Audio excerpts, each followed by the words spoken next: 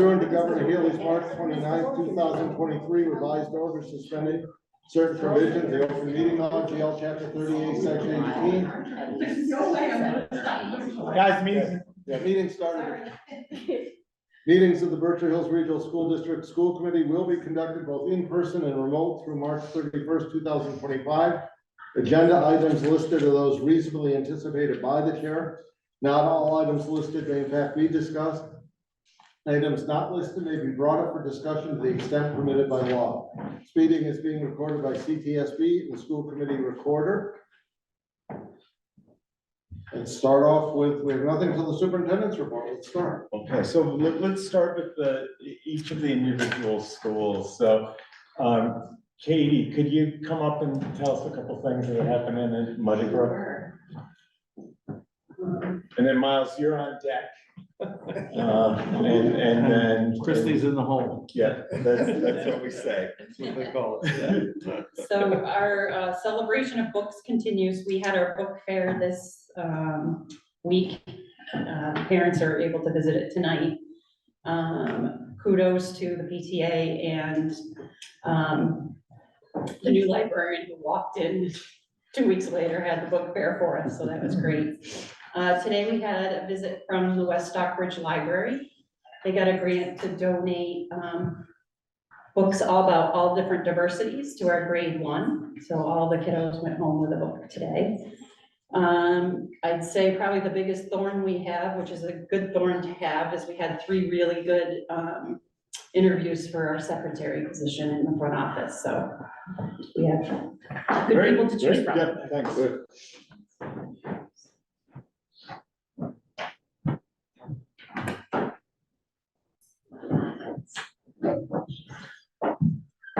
So there's some excitement building around the building right now. We have a school dance coming up for the 5th and 6th graders. And it's not until April, but there's already quite a bit of buzz around it. We haven't had one yet this year. Musical continues to get underway. We had a very productive PD session along with one of our coaches from the Great Schools Partnership on Friday, reviewing the performance indicators that we've been working with all year. Teachers have now been kind of teaching and giving feedback with them, so it was a good opportunity to look at and make any suggested edits that we can incorporate into the official performance indicator matrix over the summer. And the largest piece of feedback I got at the end of the day from teachers is that they actually needed a little bit more time to finish the work, so we continued that work through the faculty meeting this Wednesday. But if you haven't yet gotten your tickets, to switch to something completely different, if you haven't yet gotten your tickets for the musical, it is highly suggested that you get your tickets ahead of time. And they were considering doing a 4th show, but they have decided to stick with the 3 regular shows. And we did have to turn people away last year. So we're very excited about that. They're definitely in the home stretch, and I think it's going to be great. Great, thanks. All right. All right. Well, last Wednesday we had a cabaret, and a lot of our students gave you some really beautiful and amazing performances. Also last week there was the big basketball game. I'm sure you are all aware of that. And although we didn't have the desired outcome, our team put up quite a good fight, and we also sold, I think, 600 pre-order tickets. That was very exciting. This upcoming Wednesday and Thursday, we have a facilitator training session with SOB members, and we're going to be working with our partners Up for Learning, which again is also very exciting. Also, our musical is beginning next week, Thursday through Sunday. It's going to be very good this year. We're all very excited, so I would recommend that you all come. It's very exciting. Great. A couple things to add. Peter, myself, and Elsa Hernandez have been working together and preparing to join a new cohort of schools from Massachusetts connected to funding with the Barr Foundation.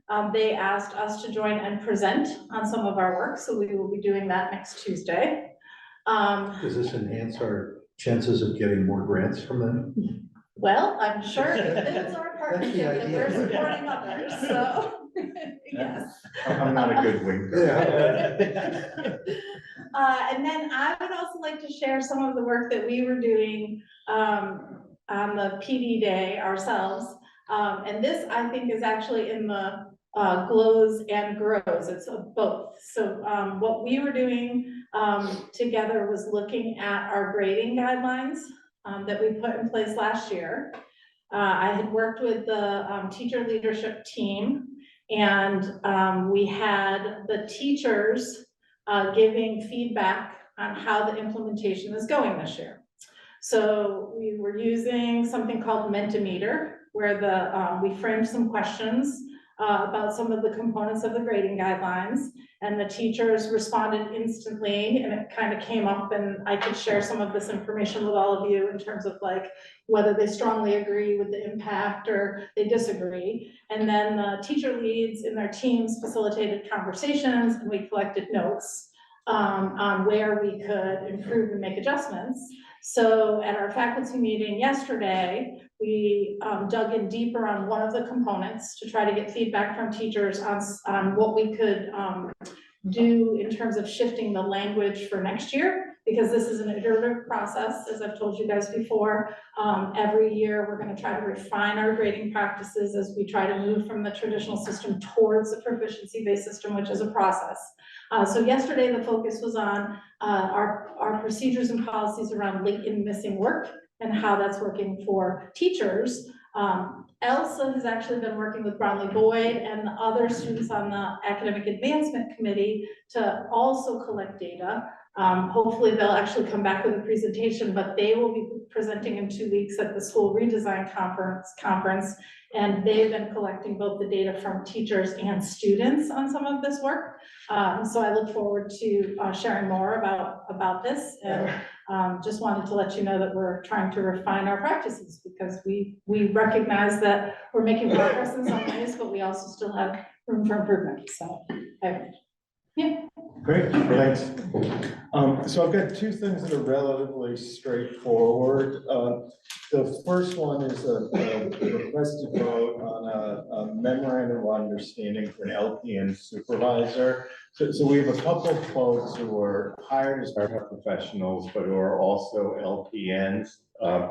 And they need to be supervised by a licensed registered nurse. So we have a nurse at the high school who will do that. I'm sorry we're a little late in getting this to you. She's been doing it all year, and we'd like a vote to approve that. Do you have a motion? So moved. Do you have a second? Second. So I have a motion by Bill, a second by Bill, discussion. The nurses are in Unit A? Yeah, and it's interesting because in some districts in Massachusetts, nurses are part of Unit A, and in some they're not. They are part of ours. When I was in Richmond, they were not.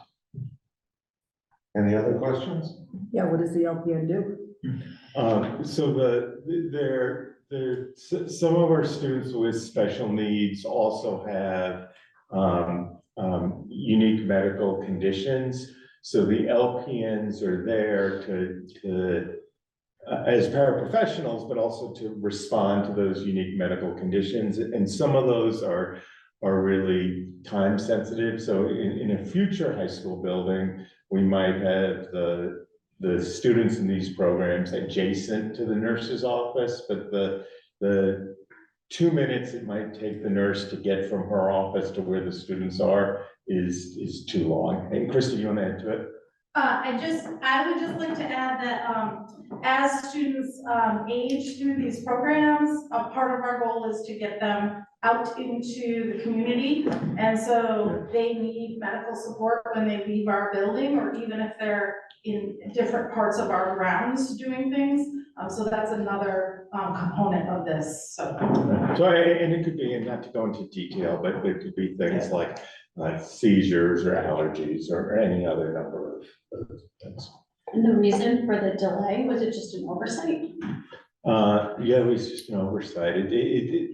You do an MOU when something's not in the contract, and we had done one the previous year and we just missed it. What'll happen is, as part of our negotiations, all existing MOUs will be brought and hopefully negotiated about, so that they might be in a future contract. Anyone else? All in favor? Aye. Anyone opposed or abstaining? It's unanimous. Okay. And the second one is, there's a little memo giving context, and Christie can speak to it additionally, but is a request for the school committee to approve a waiver for upper level middle school students, 7th and 8th graders, to participate in boys and girls tennis. As you know, we can only request a waiver when there's room. The middle school students can't take the place of high school students. And this is a past history of our participation. Last year, there were only 3 boys on the boys tennis team, and 8 girls on the girls tennis team. So that gives some context. We do run a number of sports and or activities in the spring, and things that are come and go in waves. So at different points, tennis enrollment has been very high. It's at a valley now. Softball has gone up and down. Baseball and both boys and girls track are pretty steady. And I would just like to give some context. This should have come before you sooner, and I apologize for that. You guys, looked at this last year earlier because of the timelines of when things had to go to the MIAA. This was last year was the first year we did it. I didn't understand that it was actually every single year occurrence. We did cross country this fall. So I just want to own and apologize that this was not here sooner, because clearly we're already starting our spring sports season. So the timing of this is horrible, and I recognize that and apologize for that. The team is very small. Carl and I meet weekly, and one of the things that we are thinking about moving forward, and we're going to have to be coming to you soon, thinking about co-ops. And just looking into the future, this is a sport on our list of like potential, not necessarily even for next year, but just as we continue to track the engagement with tennis, it's something for us to just kind of have on our radar, that maybe even the middle school waiver isn't enough to support the programming, and it might be something that if we want to continue offering, we'll have to be in conversation about what potentially a co-op could look like. So I just wanted to name that. Yeah, great, thanks. John, motion? Yeah, that's what I was looking Motion to approve the tennis grade 7-8 waiver. for. Second. So I have a motion by Rich, a second by Joe Vogt. Any questions, concerns? I would just, I'm sorry. go ahead. You got it. No, I was just gonna say, is there any reason, given kind of the kind of miss, to just institutionalize or formalize the process so that it doesn't happen? Because it sounds like more of this is gonna happen, more exceptions are gonna be happening in other seasons and other sports in other ways. I think Peter and I have discussed this, and I've discussed it with Carl, and one of the things, it would be just helpful for me to know if we want annual improvement of each of that's these, our or policy, if we want. the policy that Okay, we so approved that's originally my was miss. annual, Okay. annual approval, so. So that's just my miss, and we will know that going forward, and we should just do that probably at the beginning of every year. And maybe we want to review all of them at the same time, rather than doing it seasonally. Well, that's why I'm It might be asking. easier. That might be It good, seems to me yeah. that- If you know the numbers, that's the only problem. You may not know the spring numbers in the fall, but, I mean, clearly the important thing, this is important, but you got MIA approval already. We did. So, that's how this came up, because they emailed me next. And I said, well, that's backwards.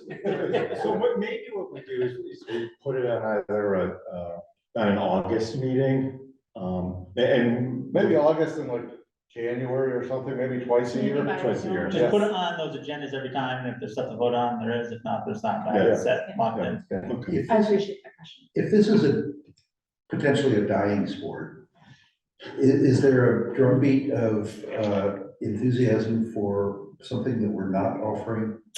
now that should replace it? Or is this?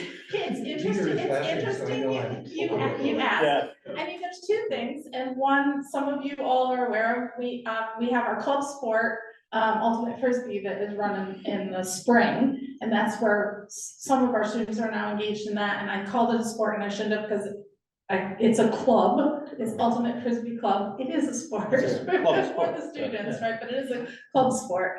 And the other, thing that, again, potentially in the future, I don't think it's like a year or two away, it's something that Carl is watching, is there is a youth, lacrosse program that's developing, in our towns, and so one of the things for us to watch moving forward is what kind of enrollment does that have in the spring, and right now we're co-oping for lacrosse, but if that grows in the younger ages, then that actually might be something for us to reconsider for our own school district. Which Again, we've had that's- lacrosse before. That's not for next year, but I just, We have as, many it's a years, yeah. conversation that, Carl and I were actually in today, so. But the other side of the question is, the sports that seem most successful often have youth feeder programs. And the youth feeder program for tennis is not as strong as the soccer feeder or basketball feeder or I mean, even like skiing has a mountain-based youth feeder program that keeps people over to skiing, right? Wrestling does, football does. But even baseball has like started to fade, right? There's not a Babe Ruth operating right now. So those are the things that we have to watch and track as we look at enrollment. Jason, Well, I want to thank you and Carl, because I mean, anything that gives, kids opportunity to play, I applaud. And also it'll make our high school kids stronger by having, more people to practice with. With tennis, you only have 5 starting, or 7 starting, 2 doubles and 3 tennis. So, I mean, every little bit helps. And, I applaud you, and I hope to see more coming forward. So thank you. I would say that I've never been in favor of 7th, 8th playing just blanket high school sports, but where it helps them and helps us, I think it's a good thing. I think 6 years of playing with the same coaches or same program could be a little tedious, but I think this is important. I'm sorry, one more thing is, and just, I forgot to say, when we're in the minority, the majority of the teams in Berkshire County, definitely in Western Mass, their 7th, 8th graders have been playing for 30, 40 years. So I mean, this is basically just a level playing field with all these other schools. Yeah. Do you run a team for the boys when there are only 3 participants? We have one tennis coach right now that's actually doing both boys and girls, and they are practicing together and working together. The matches are scheduled on the same dates, and Are they each paid separately? are they? Does the boys coach get the Yes. same Yes, with 3 players? but right now there's one. No, coach. there's only one coach, but There's all one okay. coach coaching Okay, all so of the there's not 2 students. salaries. Yeah. They are played exactly the same. Yes. How does the boys team compete? Singles, I mean, there could be the one doubles and a single, I actually don't know which. Tennis is one of those sports where you compete as a team and you win matches, but also as individuals, and individuals move on a state, so it's, but even when maybe they don't have enough players to really be winning matches, yeah, exactly, yeah. But Yes. we won matches last year, because our 3 singles all won, and then we forfeit the 2 doubles, so. Yeah. I mean, it's, Yeah. especially if you get 3 good players, you can go undefeated. Yeah. Not to put pressure on. The 3 right players. Yeah. So we have a motion and a second. One more question. Okay, go ahead. How Diane. many kids are coming from the 7th and 8th grade? Do you know? So last year we only had, and again, it was the very first time we even tried, and we only had one student who started and then didn't stay for the whole season for tennis. For cross country this year, it was much more successful. We had many, many more 7th and 8th graders involved, and I could get you the numbers specifically if you'd like. We did better recruiting for tennis, so we had our coach at the middle school and sat at lunches and talked to students about tennis. I don't know how many have signed up, so I could get back to you with that, and I apologize for not knowing. But it's technically not approved, so. If you don't have enough, how long does it take, like could you offer it to some non-Everett students to complete the team. I know how it is to play and win and not actually win, because you can't have a whole team. So co-op is something separate, and we actually are gonna be coming back to have some conversation about our co-op sports in a future meeting, probably not too far from now, so that we can review our co-op applications for next year's fall sports. If you can't complete the team with the middle school students this year, could you quickly? No, co-op takes, It's Yeah, a long the term, MIA. yeah, you gotta get MIA process. Oh, And I do even Yeah. wanna name the middle, that's what Steve alluded to, Yeah. is the application deadline for MIAA was a while ago. That was actually submitted. That's how Steve got the email that the application had been submitted, but we didn't come to you first. And so, it should have come here before we did that part of the process. and actually co-ops used to be the same way, we had to do it every year, and I used to sign off on them, but that's changed. Yes. And we probably have lost a little bit of, so it will be good for you to come back to us and tell us where we're co-oping. Yes. That's what I think she said. That's what I'm saying, Yeah. it'll be good. Yeah. Yeah, I think it's positive. thank you. Okay, all in favor? Bye. Opposed or abstention?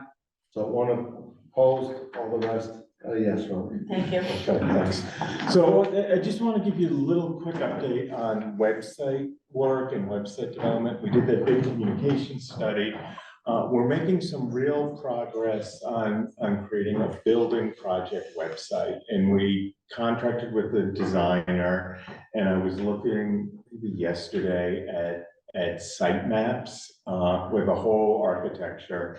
It's a group outside, or it's from Arlington that's doing the work for us. They hope to get us a sort of draft iteration of it in a few weeks, and we hope that site will go live in about 6 weeks. And it's just for the building project. It's not it's sort of for the factual information connected to the building project. So it's not the YES site, which will be separate. It's the district site for the building project.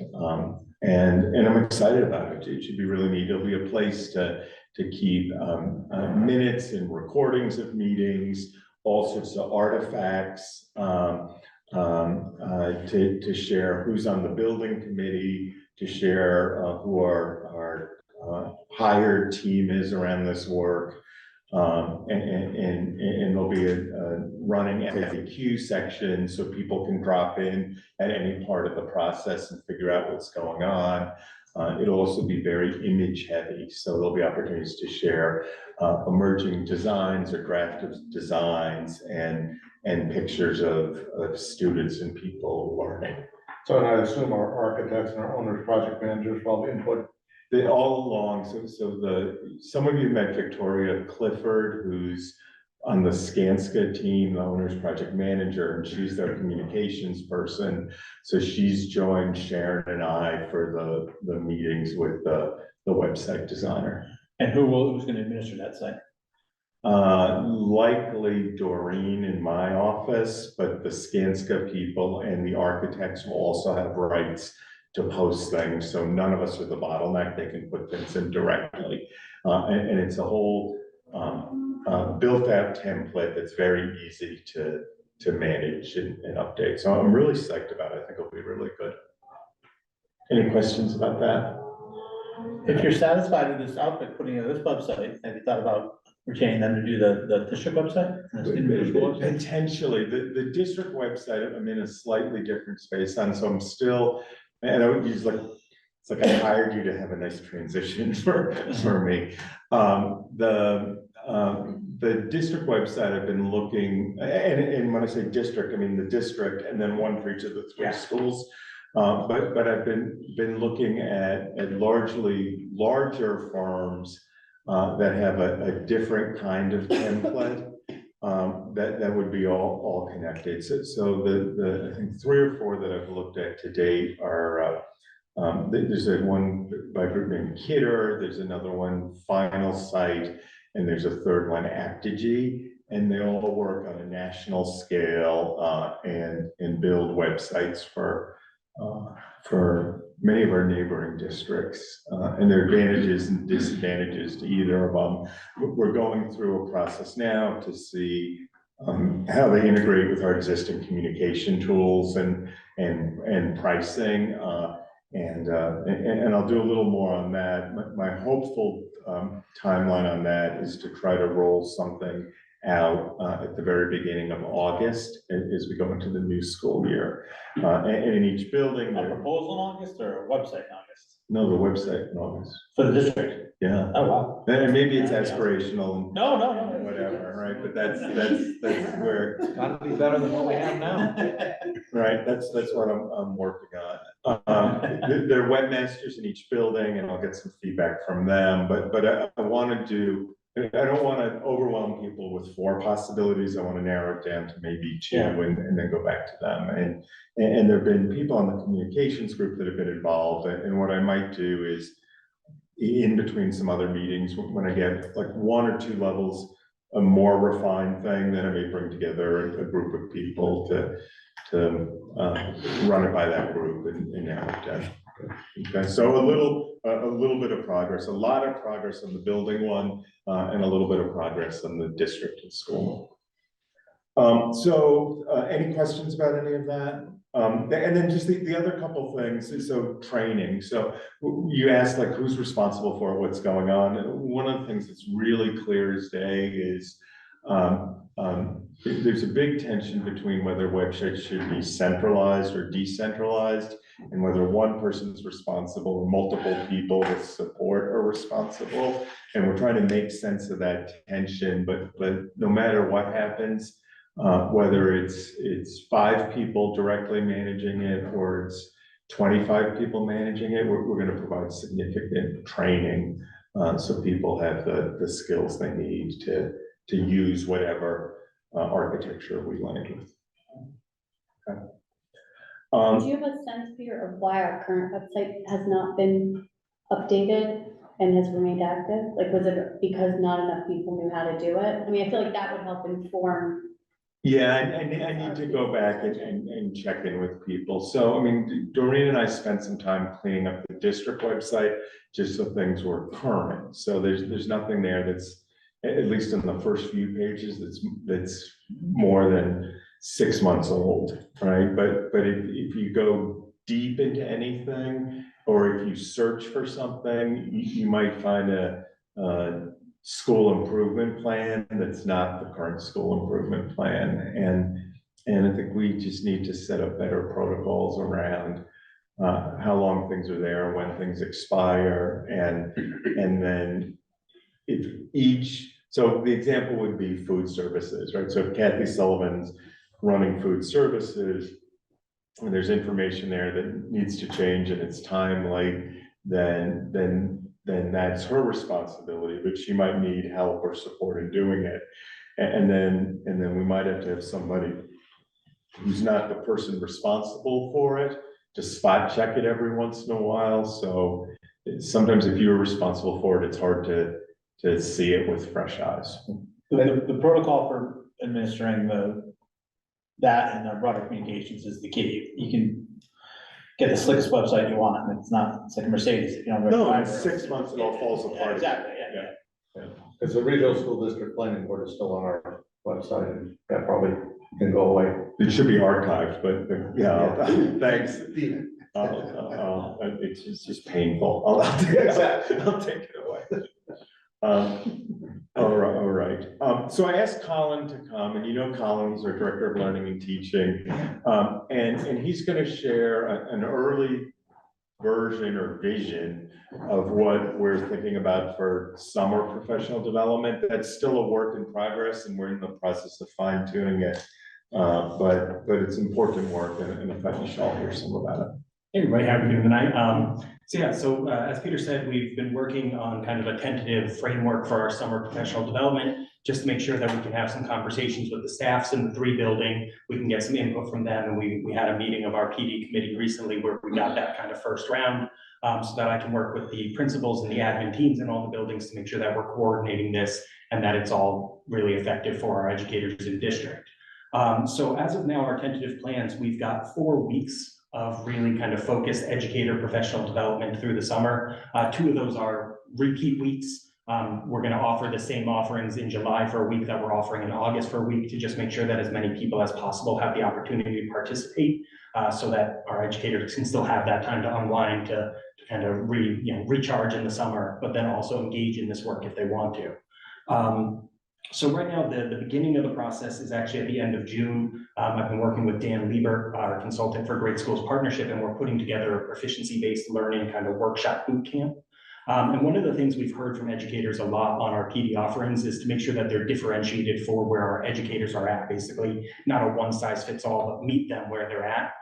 So what we chose to do is approach this week-long workshop really almost like our proficiency system is. If we have 4 levels within our proficiency learning system, then let's approach supporting educators at 4 levels, basically. And each consecutive day then builds up to the next level of understanding of the system. So day 1, Monday of that week, is a really big picture overview. What is a proficiency-based learning system? How does it operate? How do we get input on it and adjust it as we go? Working all the way to Thursday is a really intensive kind of supported work day, with some kind of structures in between on Tuesday and Wednesday to get from everywhere from, like I said, that introductory at the beginning to writing curriculum, to writing rubrics and making sure that we're applying them and designing assessments that align to it.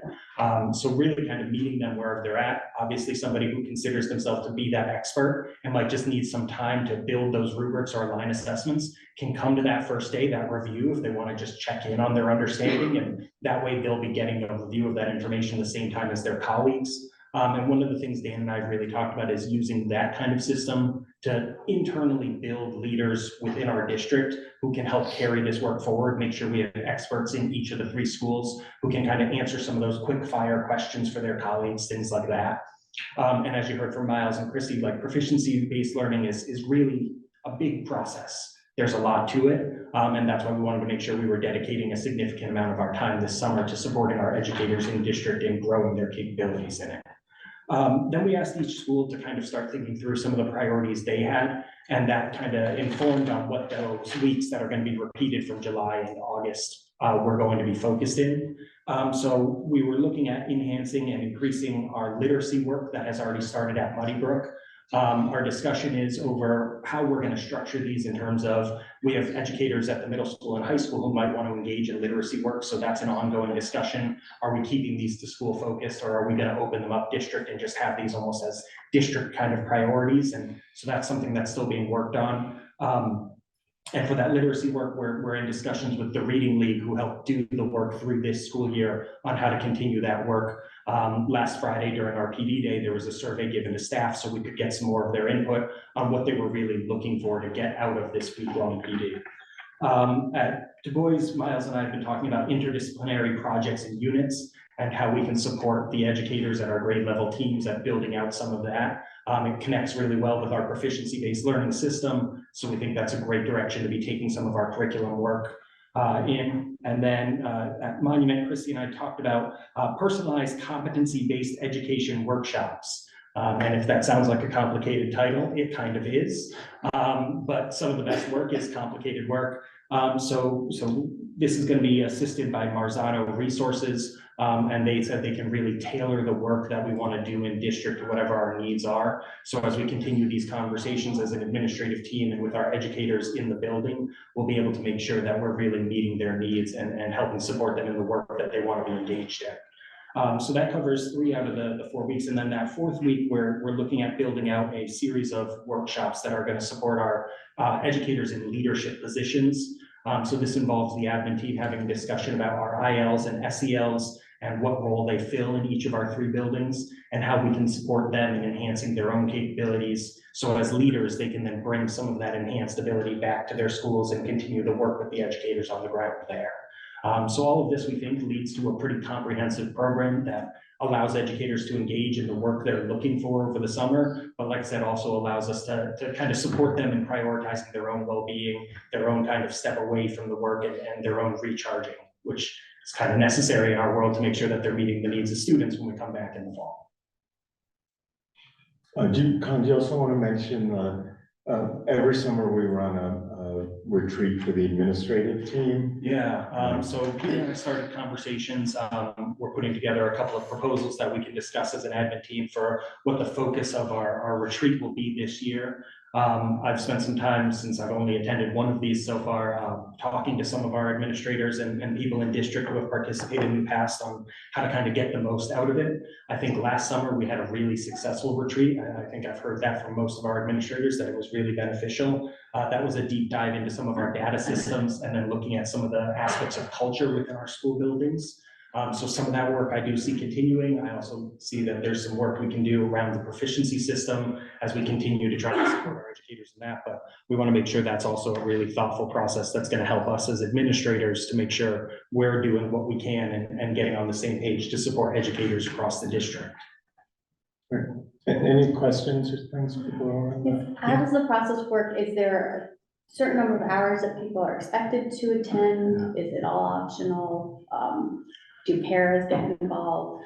It is currently all optional, you know, and we always have educators who are looking to do everything they possibly can and want to continue to push their capabilities in every realm possible. But then, like I said, we know it is really important for our educators to have that time to kind of step away and recharge. So it is optional work right now, and that's why some of this, a lot of this really is focused on things that are happening in the schools during the school year as well. So it's not like anybody's going to miss out on some of this work if they don't participate over the summer. The summer work is really just about helping our educators kind of push it to the next level, increase the capabilities where they're looking to, and just get a little bit of extra support in realms that they feel they could be supported in. So it is optional work.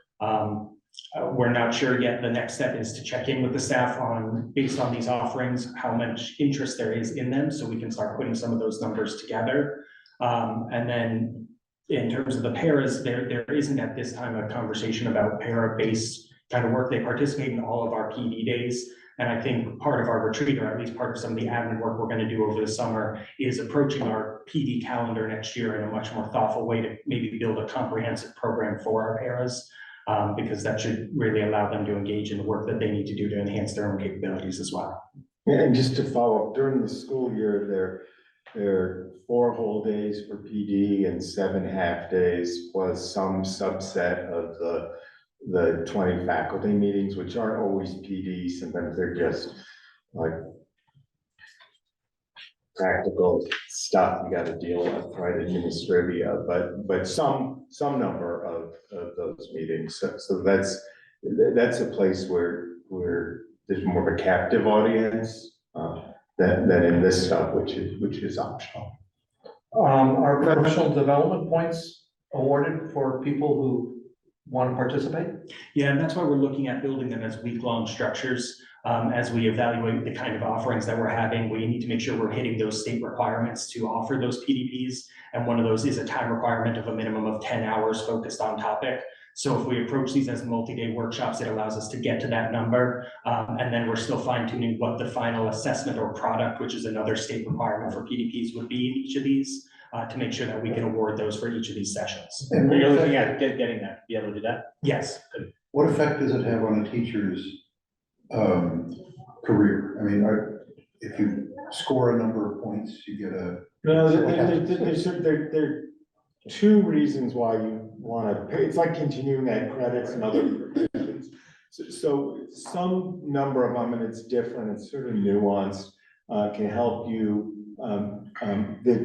Most teacher contracts in all districts, you advance or your salary goes up if with years of experience, like going down the column, and then if you move over across the column. So at different points, whether you have a master's degree or not, you can convert some number of professional development points into credit hours, which then could help you move a column. So some of the least well compensated column is the bachelor's column, and the highest compensated column is the master's plus 60. Yeah. So you could take 24 real graduate credits and add 6 converted credits from PDPs to move from the bachelor's column to the master's column. And all that together might end up being like a $5,000 difference. So that's one way they're valuable. But at a certain point, they're not valuable that way because you've moved over as far as you can.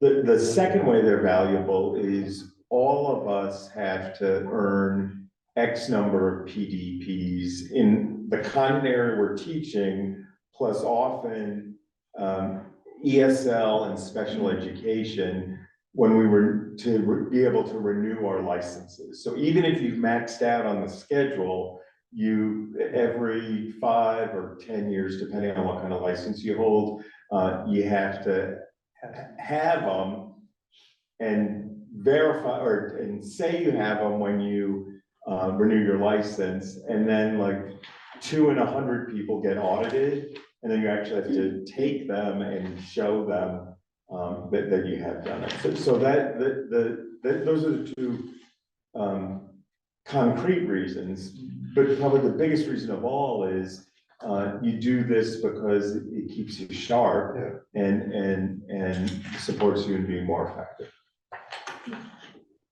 And I would assume all of these are offered at no cost to the teachers. Correct. Yeah, actually, they're compensated for their time participating in that. Anyone else? Thank you very much. Thank you. That sounds great. Yes, it does. So this next update is on the MSBA, but I think this connects. You saw that I got that note out to everybody in the school community, and then also in the Eagle and the Edge and through Eileen and WAMC about the working groups for the building project and the visioning group for the building project. So the visioning group are 3 meetings. Really great response. So 75 people expressed an interest as of, I don't know, right before this meeting, as of 5:30 when I last looked at it. So I'm going to share that with the ed planner and the architect's designer tonight or maybe tomorrow morning. And they'll be reaching out to people and saying, you've been selected, like we're psyched, you're going to help us. And the visioning work starts next week with the first meeting, and the first one's online, and then, and I'll look at the dates, so I say, but when people signed up, they knew what and when they were signing up for. So the first visioning meeting is next Wednesday from 3:30 to 6, and that's on Zoom. And if anybody's not signed up and you want to sign up, I know a guy who could help you out. So feel free to do that. And then there's one after that, and then the third of the visioning meetings is in person with dinner. So I'm really excited about it. Great community response. School staff, students, parents, family members, community members, college and university professors, retired people, the whole range, and pretty evenly and appropriately distributed across our 3 towns. Some familiar names and some new names. So. And you have enough? We have enough, yeah. I mean, but Too many, that's the problem. but no, I mean, the reason the first 2 meetings of the visioning thing are online is the educational planner is super sophisticated about how to use technology, and he actually thought, and Jason, you were involved in one of those, right? Were you on one of those? Yes. Calls? And Steve was. It's easier for him to have people vote on things and enter things and do stuff electronically than it is in person. So I sort of describe it, I was talking to somebody before this meeting, as like a curated walk, kind of like what you do with a realtor, where they're like, do you want an avocado kitchen or not? Do you want an open concept or not? Do you want this or that? And they're really adept at doing it electronically, which I think will be neat. And so the first 2 are electronic, and then the last one's in person, which I think will be important around building community. And I see this whole process is sort of twofold. One is to get really good feedback from people that care about our school around what values they hold and what could be important. And the other is to build consensus and potential ambassadors for the project. So I imagine all 75 of us will be super energized and each of us will talk to 10 friends, we'll talk to 10 more friends, and it'll spread like wildfire. So really, really exciting how quickly and how hard they're hitting the ground on this. But both are the people we hired and in the community coming back to us. Yeah, so neat. I think that's it for me for now. I think let's transition to the policy subcommittee. We had a couple really good meetings and a lot of work from a lot of people between all those meetings. I think Steve's going to share a little overview of the high level changes. The policy we're looking at is KEC, which is the policy around public complaints about curriculum or instructional materials. And then there were 2 E's, and whenever you see an E after a policy name, the E stands for exhibit. So it's usually a form. And in the updated revised policy we're presenting, the 2 discrete forms became one universal form. So we had a meeting, it was Tuesday of this week. It was a very good meeting, policy subcommittee, some members of the public, 2 of the librarians, Peter. It was an excellent meeting. Remember, our policy on policy is that this is a first reading. So all we want to do now is to give kind of a broad overview, and you have a week, usually 2 weeks, but we're meeting next Thursday, and hopefully we'll either approve this or dig deeper into it if there's a lot of changes to be made, but hopefully approve it next Thursday. So this is our first reading, and we had a lot of input, a lot of discussion. The meeting was over 2 hours. It was, we had a lot of input, started with the 2 librarians, and brought to us forward some draft language, some model language. We decided to combine curriculum, instructional, and library materials all in this policy. And this is much clearer to define the reconsideration process. We also decided to create a materials review committee in each school, which includes impacted staff as non-voting members to share context. So in each school, at the beginning of the year, our proposal is there'll be a subcommittee formed in case there is a challenge. We always hope there's not one, but if there is, and that way the principal can bring that committee together immediately and discuss the problems, and they can make a decision. Principal will then bring that to the superintendent, who make the final decision. This is a recommending group. And then that will come to the school committee, just so we're informed. So ultimately, and reform guides this, but I think it's the right way of doing it. Our superintendent is the one who makes the final decision. Leave educational decisions to the educators. It always helps us when we do that, and we don't muddle it up. But we do get informed, and it says that. We're also limiting the challenges to 1 at a time, and once within a 5-year period. We're not going to have discontinual challenges. And we also, as Peter said, we have KECE, but it's a very clear form now. The previous form was a little hard to understand. It's much clearer, and that form requires all the blanks to be filled in. So there will be no anonymous complaints. We want to know who complained so that we can talk to them, and we can, if we have questions or concerns about what their complaint really is, we can ask them. So I think ultimately this turned into a really good process. We had some really good input from the public, and I urge you to look at this closely between now and next Thursday, and to not violate the open meeting law. Send Peter if you have any changes or questions, send them to Peter or myself. And a little like clarifying technical thing, the stuff that is in text that's black and striped through or stricken through is the previous language, and stuff that's in red is the new language or the recommended new language. And one thing about policy, same with contracts, if you see something that doesn't make sense, tell us, Because at the time, it made sense to us.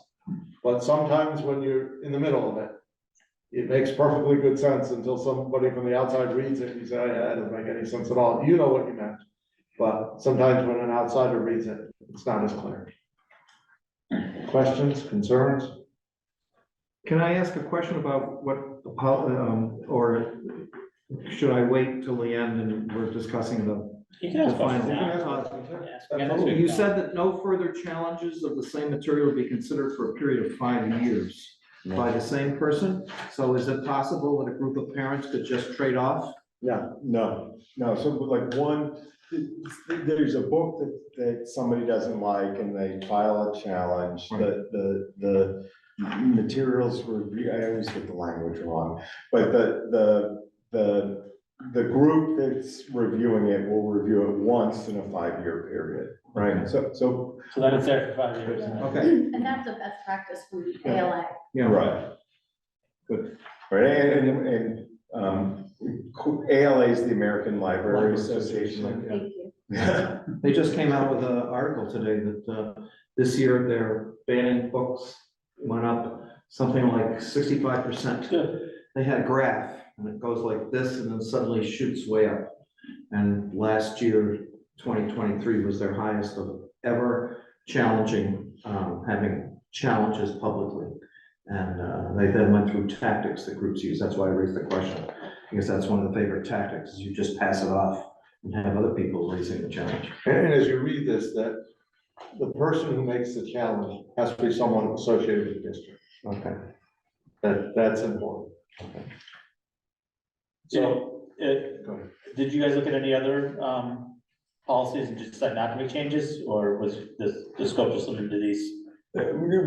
There's another one, or really two. So the other one is KLG, which is the police relations, and we talked about it a lot, but we're not quite ready for prime time on that. And I'm happy to share this a little bit, okay? So the state Attorney General's office has a model policy for districts with school resource officers, which is the large majority of districts in Massachusetts, but we don't have a school resource officer. So the model policy doesn't easily translate. When we saw it the first time, we thought we could just take out the word school resource officer and it would work, but it doesn't really. So we're doing almost like an analysis of each paragraph of the model one to write a new one from scratch that captures the intent of it, but doesn't get caught up in the language. But in most districts, the KLG policy is now subordinate to the MOU about, like the model MOU with an SRO.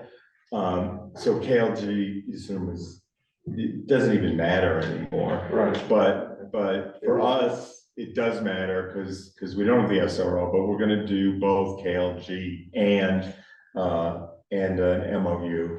We just need a little more time to work on it. So that was the only other one. And separately, and this is hot off the presses, we do some work with the Great Schools Partnership, and they're gonna consult with us on two sections, Section A and Section L of the total policies. And I can look it up, I don't remember what those are, but they're gonna do a careful read of all of those in light of our recent work and come back to us with recommendations like this is, they're gonna do for us in those two areas and give us a whole set of recommendations that we can then review and decide to adapt or not.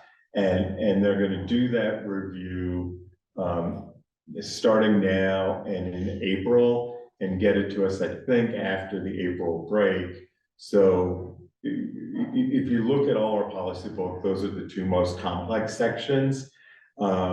So in May and June, we can go through all of those and it'll really accelerate our work. So it's a good use of their time and our resources. It's important because similar to our discussion on the website, policy is only relevant if you continue to update it. And first of all, it's dry as heck, so it's really tough to get motivated to do. But second of all, a lot going on and policy kind of falls behind, and we need, because we've already been through a complete update of the policy a few years ago after it kind of fell behind, and that wasn't a lot of fun. No, it's like deferred maintenance. Yeah. right? Or something, it's terrible. Yeah, so this will be very helpful to catch us up a little bit more. Um, Any other questions, comments? Have lawyers looked at this, or will they before it goes? Yeah, there's one place where I wrote, waiting on lawyer's opinion, in the second red paragraph of A. So that's really the only place I want them to look at, most of this is informed by the American Library Association. What's sort of unique to our district is how we convene the materials review committee. And then we had a long, really interesting discussion about whether the impacted party should be part of it or not. And the resolution was they should be on the committee, but they should be on the committee as a non-voting member.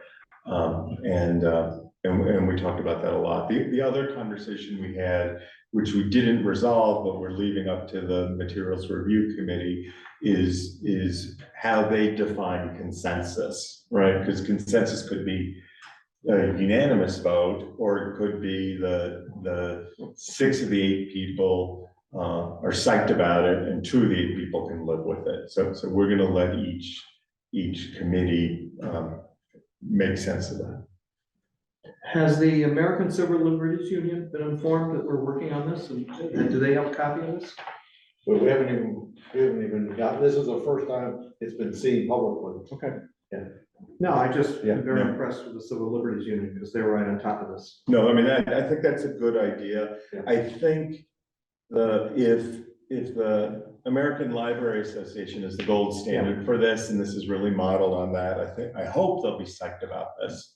But I made a note, I'll reach out to them. Yeah, because based on the letter that they sent to all the superintendents in the state, it would be important that they're aware that we're working on this in regards to the recent situation. Yeah, absolutely. Steve, I have a technical question. Yeah. Our meeting next week Is a meeting is a meeting confirmed. Should we really wait to the meeting after that, or do you want to squeeze it in at the end of the meeting? Let's wait till the meeting after that. Okay. We'll break our policy of not voting, but more importantly, it may stifle discussion on this because we have other large topics, so Yeah. let's wait till the meeting after that. Okay. Anyone else? Okay, moving to buildings and grounds. Did not meet. Okay. Superintendent's evaluation. We did, we went over, introduced new members to the process, in the evaluation, and Peter went over his goals in depth with the committee.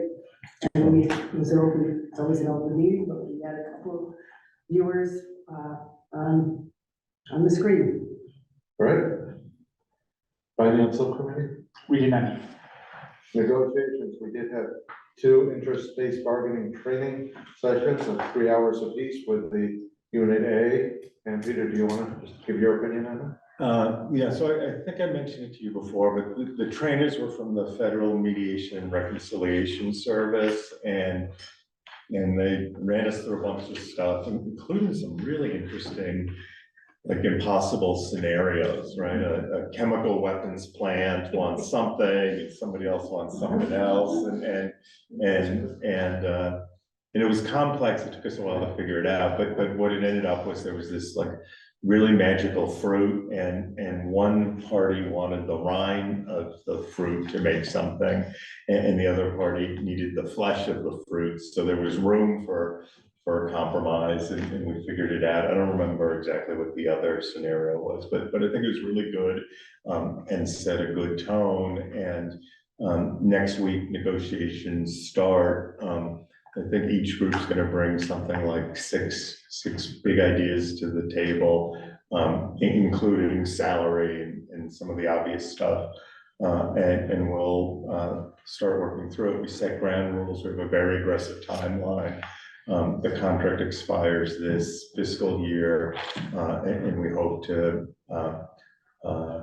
come up with a draft that we all agree on, that first the teachers can vote on, and then the school committee could, sometime in June before we're done. for the Yes, school we year. have a date set already for ratification. Ideally, this would have started in October, November, but we'll work hard and we'll get it done. Yeah, so I'm really optimistic, really hopeful, and the teachers have been really cordial in the process, so it's great. Personnel report, as you would expect, very small this time of year. Yeah, let me just grab that.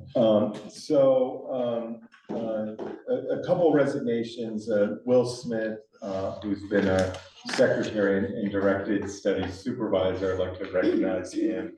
And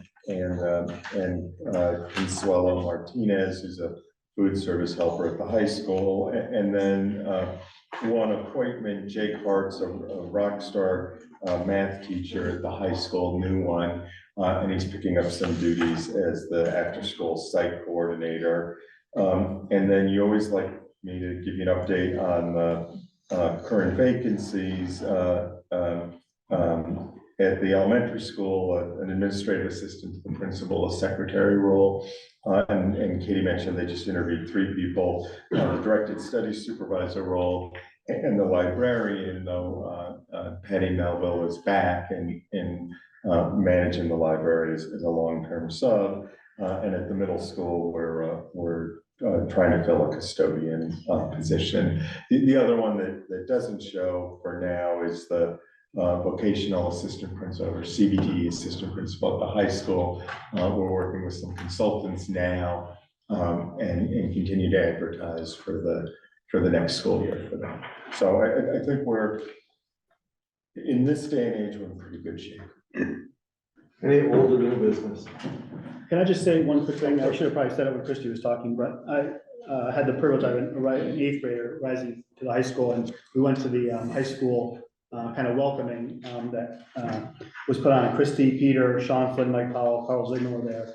And was just really impressed with how well the job they did at basically selling the school, not just to all the Du Bois kids, but there was quite a few in-district private school kids, a lot of tuition schools that we go to, as well as some school choice. And I thought they did a really good job of putting our best foot forward, and I was really impressed. And you know, I think they should be recognized because it was a great.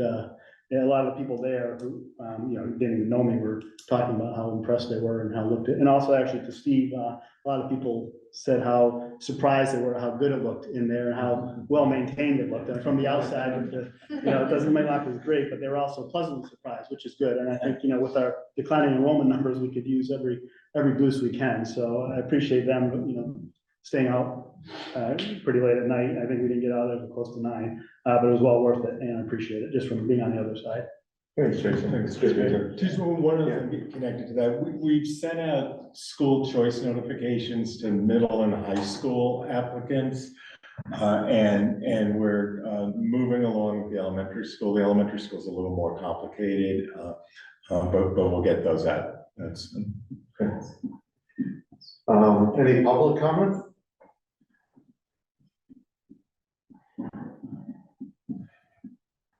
Seeing none, by unanimous consent, we are adjourned.